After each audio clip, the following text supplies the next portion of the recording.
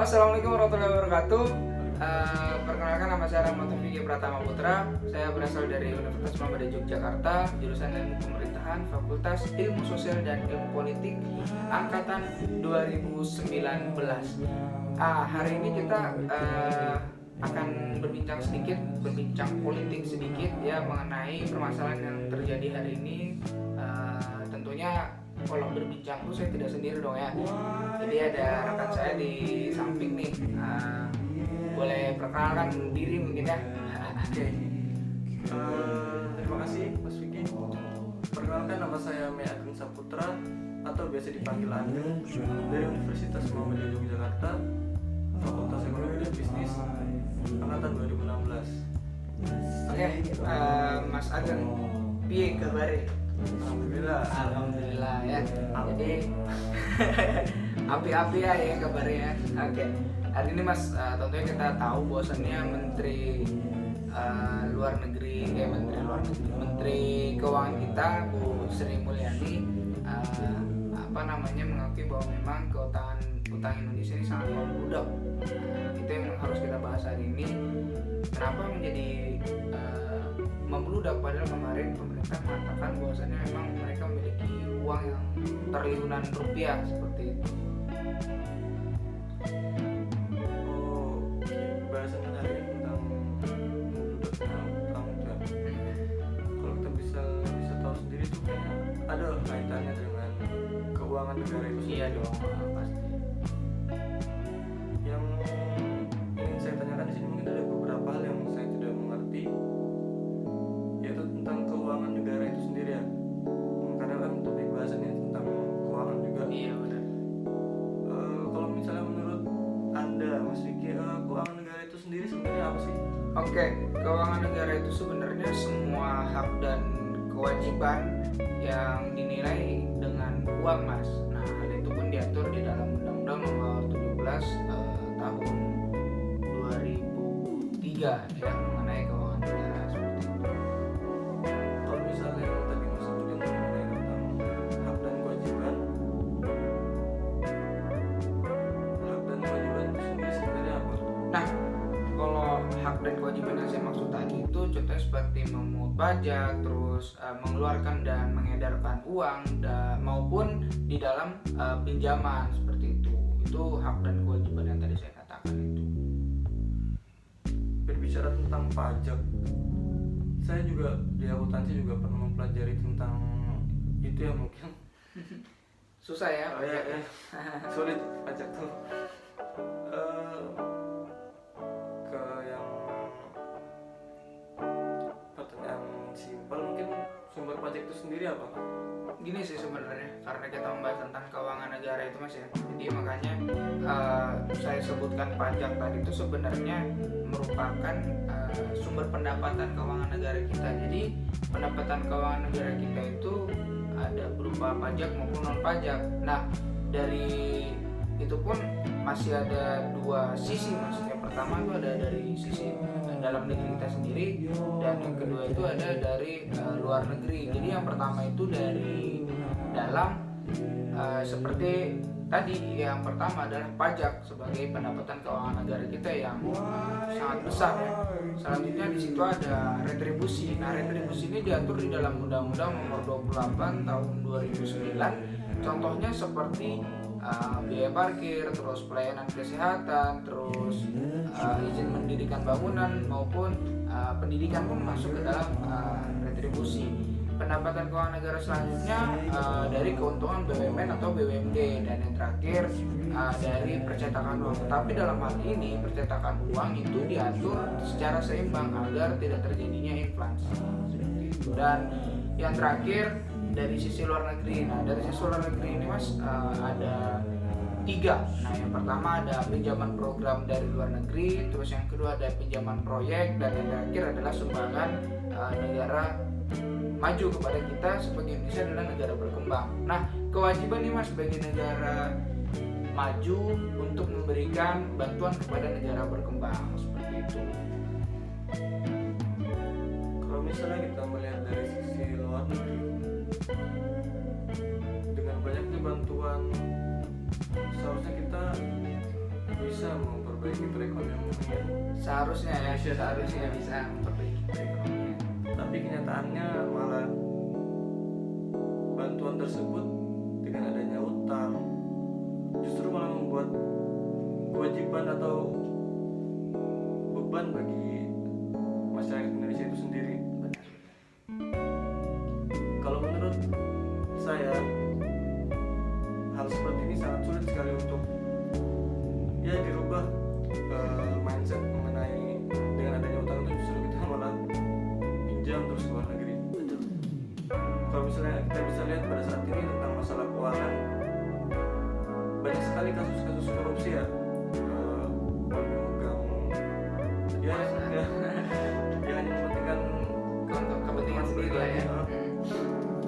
kemiskinan juga merajalela, bahkan kriminal pun banyak sekali terjadi di mana-mana. Betul. Kalau melihat kasus-kasus seperti ini, pendapat tentang kasus ini menurut Mas Vicky apa? Oke, pertanyaan sangat bagus ya teman-teman ya, mengenai tentang permasalahan yang sangat-sangat urgent hari ini, karena memang utang Indonesia membludak tetapi keadaan ekonomi hari ini masih biasa saja, banyak mengutang. Ya kalau kita nih sebagai anak muda, misalnya Mas saya ngutang kepada Mas Ageng ya, maka saya beli baju, penampilan saya akan berubah seperti itu, walaupun itu hasil dari ngutang. Tapi negara kita hari ini ngutang tapi tidak ada hasilnya sama sekali ya Mas ya, tidak kelihatan seperti itu. Kelihatannya di kalangannya. Malah kelihatannya bila Mas Ageng kelihatan malah di kalangan yang ke atas ya, kalangan elit-elit dan rezim-rezim yang kurang ajar seperti itu. Nah, salah satu contoh kota saya di Sangatta Mas, di Kalimantan Timur, Kabupaten Kutai Timur, itu terdapat kemarin penangkapan kasus korupsi belasan pejabat daerah ya, atas tindak pidana korupsi, terutama dari bupatinya sendiri maupun ketua DPRD-nya. Kenapa bupati dan ketua DPRD-nya ini bisa terlibat? Karena mereka suami istri, seperti itu Mas. Mereka suami istri melakukan korupsi secara bersamaan dan ditangkap juga secara bersamaan. Jadi itu namanya cinta sehidup semati ya, tapi di bawah korupsi seperti itu. Selanjutnya di situ kita melihat bahwasannya ada kelalaian daripada pengawasan keuangan negara kita. Lalu ada satu permasalahan lagi nih, di mana Indonesia memiliki kebergantungan pada impor pangan kepada negara lain. Kita negara Indonesia itu termasuk negara agraria, tetapi 60% ya kawan-kawan, kalau kita ketahui ternyata kita melakukan impor pangan kepada negara lain. Itu sangat lucu dan menjadi bahan tertawaan di negara-negara lain. Kenapa kok lalu kita punya sumber daya yang banyak malah melakukan impor pangan yang menurut saya terlalu berlebihan. Nah, kenapa hal itu bisa terjadi? Memang pemerintah saat ini sedang merekayasa, mereka seperti pahlawan kesiangan untuk menolong Indonesia agar tidak terjadinya inflasi, tetapi malah menghabiskan devisa dan utang negara kita seperti itu. Nah, hari ini pun memang Indonesia sedang dilanda kegalauan, karena Indonesia kenapa saya katakan galau, antara sedih dan senang sebenarnya Mas, karena Indonesia mendapatkan satu prestasi nih, predikat penting di dalam hal ya utang lah ya, dalam hal utang kita dapat prestasi dalam hal utang. Jadi utang Indonesia saat ini kan kawan ada 402,08 miliar US dollar atau setara dengan 5.900 triliun rupiah, hampir 6.000 triliun lah itu ya. Tidak bisa dihitung. Kalau saya sendiri punya uang 1 triliun bisa digunakan buat apa ya, seperti itu. Jadi memang Indonesia mendapatkan predikat nih Mas, peringkat ke-7 dunia loh Mas ya, dalam hal mengutang. Selanjutnya mendapat peringkat ke-1 di Asia Tenggara dalam hal mengutang juga. Nah itu sebuah prestasi, antara kita bangga dapat sebuah prestasi mandat atau kita harus galau. Ya tentunya kita harus galau dong, kita harus sedih karena Indonesia hari ini tidak baik-baik saja tentang masalah pengelolaan keuangan negara. Nah pada saat ini pun kita kan tahu nih 2020 COVID melanda negara kita, bahkan bukan negara kita, semua negara yang ada, tetapi malah pemerintah hari ini melakukan hal yang tidak sewajarnya, melakukan hal yang tidak waktunya, yaitu dengan menambahkan kemarin tahu dong kita tentang masalah disahkannya Omnibus Law. Nah itu menurut saya Omnibus Law juga malah merugikan rakyat seperti itu. Emang terbuka lapangan pekerjaan yang luas, tapi di beberapa pasal yang katanya hoax, tapi malah memang itu yang dipermasalahkan seperti itu. Jadi contohnya seperti dihapuskannya dihapuskannya UMP, UMK seperti itu, tapi mereka membantah dengan adanya hanya ada UMR, tapi itu tidak bisa karena setiap daerah memiliki tingkat kesulitan yang berbeda seperti itu. Itu jadi yang sekarang pemerintah ini dikatakan selalu benar, kemarin katanya selalu benar, punya uang triliunan, malah sekarang kelihatan seperti orang bersalah, memiliki banyak utang. Saya sih mas mungkin hari ini karena kita mau kuliah online lagi ya, pagi-pagi kita diskusi ya, lain kali mungkin ada waktu lah buat kita diskusi lagi. Ya, Itu juga mungkin beberapa hal yang saya tanyakan mengenai keuangan negara ini. Ya, terima kasih untuk apa yang sudah disampaikan, informasinya mungkin cukup ya memuaskan lah. Oke, terima kasih buat Mas Ageng ya karena sudah datang pada hari ini.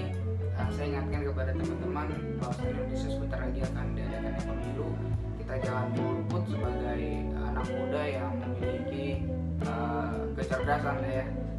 Jadi pilihlah pemimpin yang memiliki integritas dan intelektual dan memiliki sikap yang baik dan benar. Jangan hanya melihat kecerdasan mereka, tapi lihatlah kejujuran mereka, karena juga banyak di daerah-daerah yang pemimpinnya memang cerdas, dia bisa naik karena kecerdasan dia, tetapi tidak memiliki kejujuran seperti itu. Makanya harus setara antara intelektual dengan integritas. Dan semoga pemerintah yang mendengarkan pada hari ini juga segera berbenahlah diri agar masyarakat kembali percaya kepada Anda, bahwasannya Anda semua yang di atas masih berpihak kepada rakyat Indonesia. Sekian, assalamualaikum warahmatullahi wabarakatuh. Terima kasih Mas ya. Bye.